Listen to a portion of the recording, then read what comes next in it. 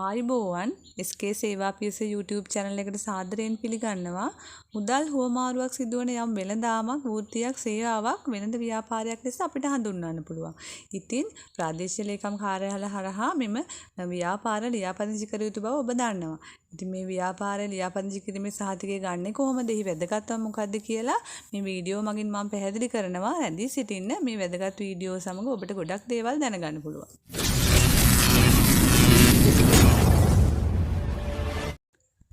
අපි බොහෝ දෙනෙක් කැමති තමන්ගේම ව්‍යාපාරයක් පටන් අරගෙන ඒක අති සාර්ථක ලෙස කරගෙන යන්න. ඉතින් මේ පුංචියට පටන් ගත්ත ව්‍යාපාර තමයි අද වෙන විට අතුපතර විහිදිත දැවැන්ත වෘක්ෂ විදියට මහා ව්‍යාපාර වෙලා තියෙන. ඉතින් ඔබටත් පුළුවන් තමන්ගේම ව්‍යාපාරයක් පටන් ගන්නව නම් ඒක ප්‍රාදේශීය ලේකම් කාර්යාලය හරහා ලියාපදිංචි කරලා ඒ සඳහා නෛතික නීතිමය ලියවිල්ලක් අරගෙන ඔබගේ ව්‍යාපාරයට වටිනාකමක් ලබා දීලා අති සාර්ථක ලෙස මේ කැපවීමෙන් කරගෙන යන්න. ඉතින් බලමු අපි ව්‍යාපාර ලියාපදිංචි කිරීමේ සහතිකය ගන්නේ කොහොමද කියලා.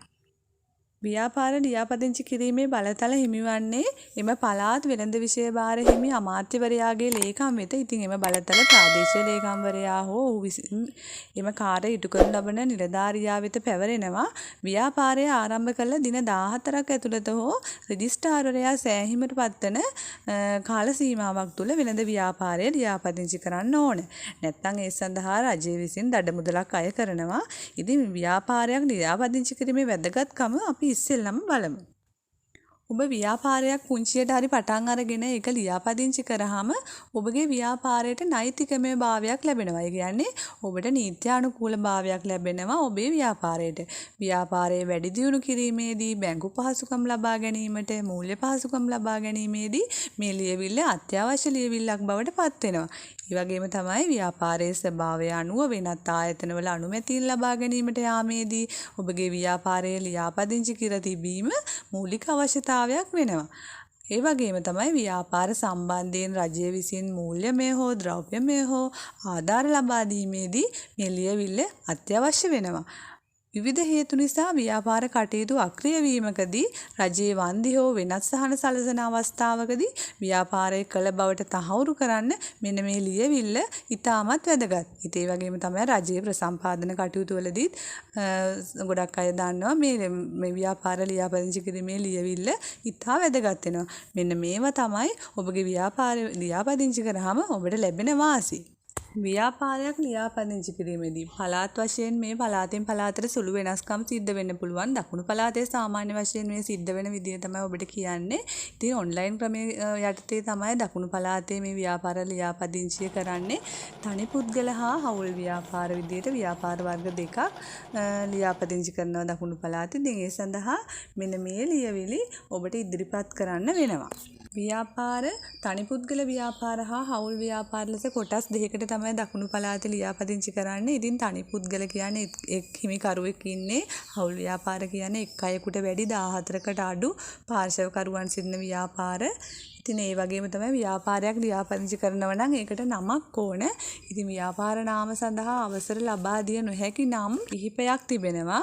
ජනාධිපති හෝ ඒ ආශ්‍රිත වචන, ජාතික යන වචනය, ශ්‍රී ලංකා, ලංකා මේක ඉංග්‍රීසි වචනොත් මේ අවසර ලබා දෙන්නේ නැහැ ව්යාපාර නාමය සඳහා.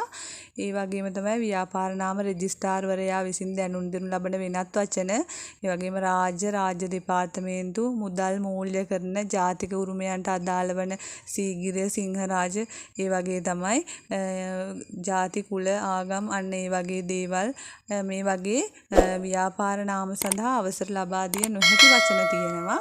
ඉතින් ඔබට දැනගන්න පුළුවන් ඒක ප්‍රාදේශීය ලේකම් කාර්යාලය මගිනුත්. ඉතින් අපි බලමු තනි පුද්ගල ව්‍යාපාර නාමයක් ලියාපදිංචි කරන්නේ කොහොමද කියලා. ඒ සඳහා ඔබට අවශ්‍ය වෙනවා ඉල්ලීම් ලිපියක්. ඒ කියන්නේ ප්‍රාදේශීය ලේකම් කාර්යාලය සහ ඔබ අයත් වෙන ප්‍රාදේශීය ලේකම් කාර්යාලයේ නම දාලා ඒ ලිපිනයට ඔබගේ ව්‍යාපාරය ලියාපදිංචි කර දෙන ලෙස ඉල්ලීම් ලිපියක් ඉදිරිපත් කරන්න ඕන. ඒ වගේම තමයි සම්පූර්ණ කරන ලද පළාත් සමාගම් අයදුම් පත්‍රය.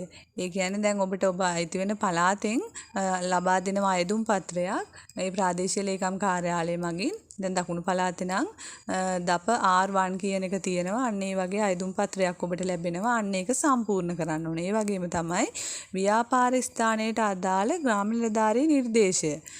ඒ වගේම තමයි ස්ථානයේ අයිතිය සනාථ කිරීම සඳහා අවශ්‍ය ලියකිලි. දැන් ඔබ යම්කිසි ව්‍යාපාරයක් ආරම්භ කරන්න තියෙන ස්ථානය ඒක ඔබගේ බවට සනාථ කරන්න ස්ථාන අයිතිය සනාථ කරන්න ග්‍රාමීණධාරී මගේ නිර්දේශයක් ඕන. ඒ වගේම ව්‍යාපාරික ස්ථානය ව්‍යාපාරිකයා නමට ඇතනම් ඒ ඔප්පුවෙහි සහතික කළ පිටපත ඕන. ඒ කියන්නේ ග්‍රාමීණධාරී විසින් එම ඔප්පුව සහතික කරන්න ඕන.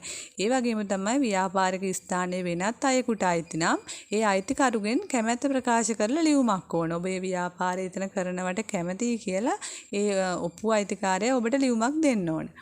ඒ වගේම තමයි ව්‍යාපාරය පවත්වාගෙන යාම සඳහා විරුද්ධත්වයක් නොවැති බවත් සඳහන් කරලා එම ලිපිය ග්‍රාමීණධාරී සහතික කරලා ඔබගේ ඔප්පුවෙහි සහතික කළ පිටපතත් එක්කම ලබා දෙන්න ඕන. ඒ වගේම තමයි බදු ඔප්පුවෙහි සහතික කළ පිටපත.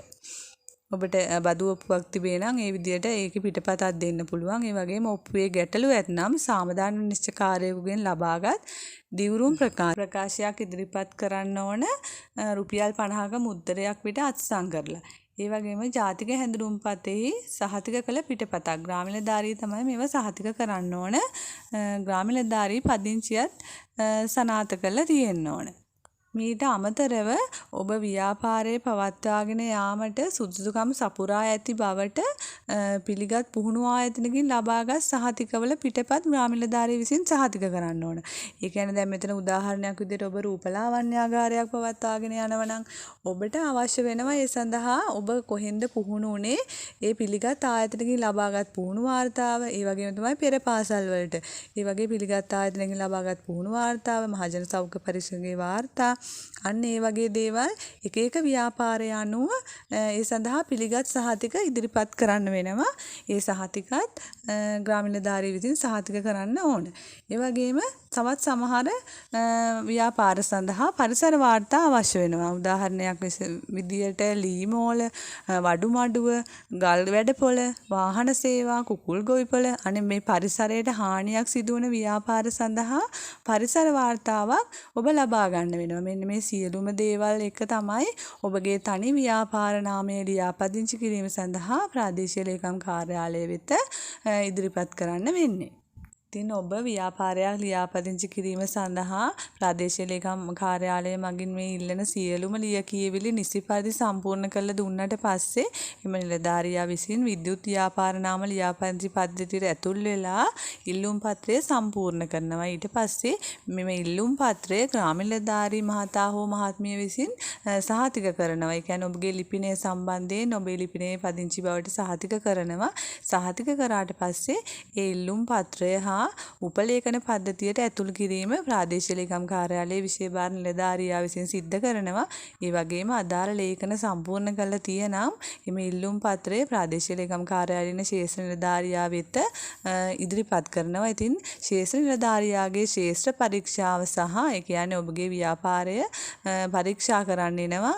ඒ පරීක්ෂණයෙන් පස්සේ අදාළ සියලු තත්ත්වයන් සම්පූර්ණ කරලා තිබේ නම් ප්‍රාදේශීය ලේකම්වරයා වෙත ඉදිරිපත් කරනවා මේ නිර්දේශය සඳහා ව්‍යාපාර ස්වභාවය අනුව විශේෂ නිර්දේශ ලබා ගැනීම සඳහා එම අදාළ ආයතන වෙත යොමු කරනවා. මම අර කලින් සඳහන් කරා වගේ පරිසර වාර්තා, ඒ වගේ අර PHI ගේ වාර්තා, ඒ වගේ වාර්තා අවශ්‍ය නම් ඒවට යොමු කරනවා.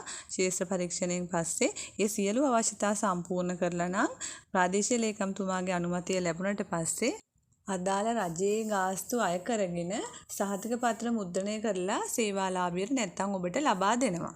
ඉතින් මම හිතනවා මේ වීඩියෝ මගින් ව්‍යාපාර ආයතනයක් තනි පුද්ගල ව්‍යාපාරයක් ලියාපදිංචි කරගන්නේ කොහොමද කියලා ඔබ ගොඩක් විස්තර දැනගන්න ඇති. ඉතින් මේ වගේ වැදගත් වීඩියෝ බලන්න මගේ channel එක subscribe කරන්න, comment කරන්න, share කරන්න. ඉතින් තවත් වැදගත් වීඩියෝ එකකින් ඔබව හමු වෙන්නම්. ඉතින් ඔබ සියලු දෙනාටම සුබ දවසක්. ස්තුතියි.